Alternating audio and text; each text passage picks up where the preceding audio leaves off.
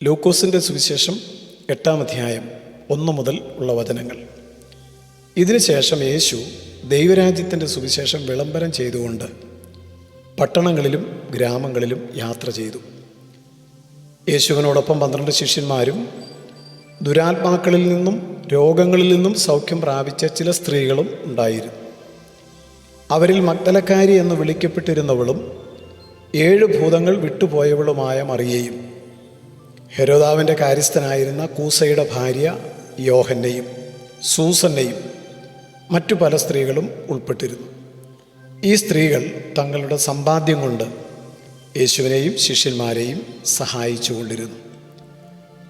കർത്താവ് ദൈവരാജ്യത്തിൻ്റെ സുവിശേഷം വിളംബരം ചെയ്തുകൊണ്ട് യാത്ര ചെയ്തത് പട്ടണങ്ങളിലും ഗ്രാമങ്ങളിലുമാണ്.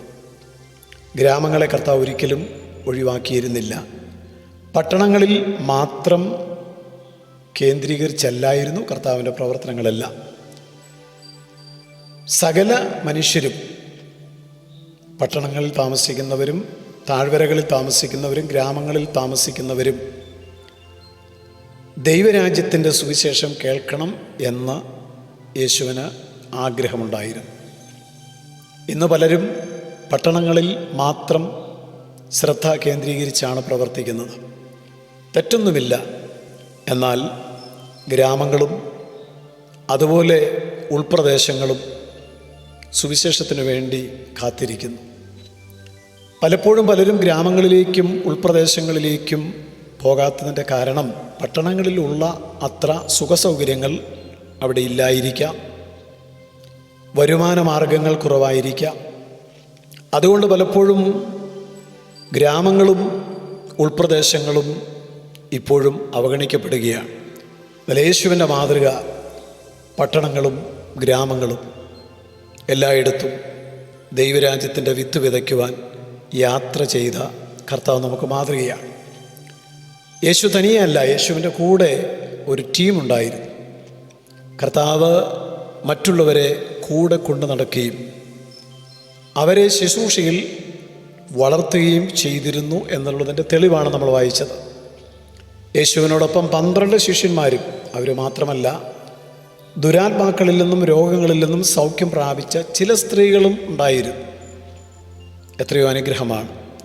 ഈ സ്ത്രീകൾക്കും ഉണ്ടായ ആത്മീയ അനുഭവം അവർ യേശുവിനെ സാക്ഷിക്കുന്നതിൽ വളരെ ഉത്സാഹമുള്ളവരായിട്ട് മാറി. അവർ രോഗങ്ങളിൽ നിന്നും ദുരാത്മാക്കളിൽ നിന്നും സൗഖ്യം പ്രാപിച്ചവരാണ്. അവരുടെ സാക്ഷ്യം മറ്റുള്ളവർക്ക് തികച്ചും പ്രയോജനപ്രദമായിരുന്നു.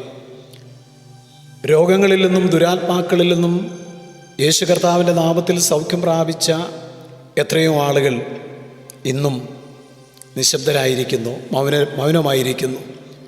കർത്താവിനോടൊപ്പം യാത്ര ചെയ്ത് കർത്താവിനെ സാക്ഷിക്കേണ്ട പ്രിയപ്പെട്ടവർ നിശബ്ദമായിരിക്കുന്നത് ഒട്ടും ഉചിതമല്ല.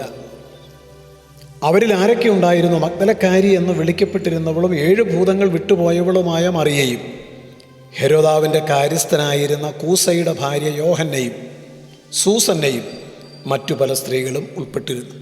സഹോദരിമാരുടെ മാതൃക എത്ര അനുകരണീയമാണ്. അവിടെ രാജകൊട്ടാരത്തിൽ ജോലിയുണ്ടായിരുന്ന ഹെരോദ രാജാവിൻ്റെ കാര്യസ്ഥനായിരുന്ന കൂസയുടെ ഭാര്യ യോഹന്ന, ആ സ്ത്രീയും മറ്റുള്ളവരോട് ചേർന്ന് ശുശ്രൂഷിപ്പാൻ മനസ്സ് കാണിച്ചവളാണ്. എളിയവരോട് ചേർന്ന് കൊള്ളുവിൻ എന്നാണ് ദൈവത്തിൻ്റെ വചനത്തിലുള്ളത്. ദുരാത്മാക്കൾ വിട്ടുപോയവരും യേശു സൗഖ്യം കൊടുത്തവരും ഒക്കെ അവരുടെ കൂട്ടത്തിലുണ്ട്. മാത്രമല്ല, ഈ സ്ത്രീകൾ ചെയ്ത ഏറ്റവും പ്രധാനപ്പെട്ട കാര്യം തങ്ങളുടെ സമ്പാദ്യം കൊണ്ട് യേശുവിനെയും ശിഷ്യന്മാരെയും സഹായിച്ചു കൊണ്ടിരുന്നു. അവരെത്രയോ വലിയ ശുശ്രൂഷയാണ് ചെയ്തത്.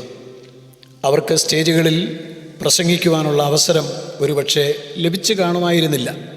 എങ്കിലും കർത്താവിനോടൊപ്പം യാത്ര ചെയ്ത് കർത്താവിനെയും ശിഷ്യന്മാരെയും അവരുടെ സമ്പാദ്യം കൊണ്ട് സഹായിച്ചു കൊണ്ടിരുന്നു. ഇത് വലിയൊരു മാതൃകയാണ്. ഇന്നും ഇങ്ങനെയുള്ള സഹോദരിമാർ എഴുന്നേൽക്കേണ്ടത് ദൈവരാജ്യത്തിൻ്റെ വ്യാപ്തിക്ക് വളരെ ആവശ്യമാണ്. അവർക്ക് ലഭിച്ച സമ്പാദ്യം, അവർ സ്വരുക്കൂട്ടി വെച്ചിരുന്ന നിക്ഷേപം, ഭാവിക്ക് വേണ്ടി, തലമുറയ്ക്ക് വേണ്ടി ഒക്കെ സമ്പാദിച്ചു വെച്ചതായിരിക്കാം. പക്ഷേ ആത്മാക്കളുടെ അല്ലെങ്കിൽ ഒരു മനുഷ്യൻ്റെ ആത്മാവിൻ്റെ വീണ്ടെടുപ്പിൻ്റെ വില മനസ്സിലാക്കിയപ്പോൾ, ദൈവരാജ്യത്തിൻ്റെ സുവിശേഷം പട്ടണങ്ങളിലും ഗ്രാമങ്ങളിലും എത്തണമെന്നുള്ള ആത്മഭാരം അവർക്കുണ്ടായപ്പോൾ, തങ്ങളുടെ സമ്പാദ്യം കർത്താവിനും ശിഷ്യന്മാർക്കും നൽകി ഈ മിനിസ്ട്രിയെ സഹായിപ്പാൻ ദൈവത്തിൻ്റെ പരിശുദ്ധാത്മാവ് അവരെ ഒരുക്കിയായിരുന്നു.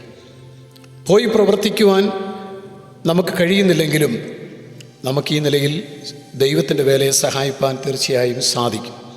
അത് ആദിമ നൂറ്റാണ്ടിലെ യേശുക്രിസ്തുവിൻ്റെ മിനിസ്ട്രിയുടെ ഒരു ഭാഗമായിരുന്നു. അതുകൊണ്ട് നാം എല്ലാവരും കർത്താവിനോടൊപ്പം യാത്ര ചെയ്ത് ദൈവം തന്ന അനുഭവങ്ങൾ അത് മറ്റുള്ളവരുമായിട്ട് പങ്കുവെച്ച് സാക്ഷ്യത്തിലൂടെയും ദൈവം തന്ന ഭൗതിക നന്മയിലൂടെയും കർത്താവിൻ്റെ നാമത്തെ ഉയർത്തുവാൻ സമർപ്പിച്ചു കൊടുക്കാം. ദൈവം നമ്മെല്ലാവരെയും അനുഗ്രഹിക്കട്ടെ. സ്വർഗ്ഗസ്ഥ പിതാവേ, ഒരു ചെറിയ ജീവിതത്തിൽ യേശുവിൽ നിന്ന് അനുഭവിച്ചതായ അനുഗ്രഹങ്ങളും യേശുവിൽ നിന്ന് പ്രാപിച്ചതായ വചനങ്ങളും രക്ഷയുടെ മഹത്വവും മാത്രമല്ല, കർത്താവിനോടൊപ്പം യാത്ര ചെയ്ത് ജീവിതത്തിൽ കൂട്ടിവെച്ചിരുന്ന സമ്പാദ്യം അതിൽ നിന്ന് കർത്താവിൻ്റെ വേലയ്ക്ക് ചുമല് കൊടുത്തും മിനിസ്ട്രിയെ സഹായിച്ചു മുന്നോട്ട് പോകുവാൻ വചനം കേൾക്കുന്ന എല്ലാവർക്കും ദൈവം കൃപ നൽകണം. യേശു ക്രിസ്തുവിൻ നാമത്തിൽ തന്നെ ആമേൻ. യേശുവേ പോലെയാകുവാൻ, യേശുവിൻ വാക്കു കാക്കുവാൻ, യേശുവേ നോക്കി ജീവിപ്പാൻ ഇവയെ കാക്ഷിക്കുന്നു ഞാൻ. യേശുവേ നോക്കി ജീവിപ്പാൻ ഇവയെ